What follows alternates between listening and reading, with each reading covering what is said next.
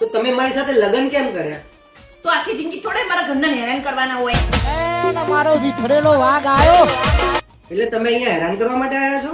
આયા છો નહીં, તમે લાયા છો.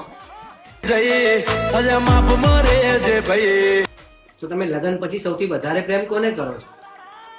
કપડા કપડા અને કપડા. તો હું એકલો ફરવા જાઉં એ તમારાથી કેમ નથી જોવાતું? ના ના, જોવાય તો છ, પણ તમે એકલા ખુશ થાવ એ મારાથી નહીં જોવાતું. તમે નાની નાની વાતે પતિ સાથે ઝઘડી કેમ પડો છો?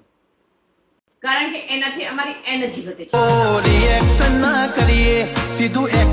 તો તમને મારા ઘરના કેવા લાગે છે?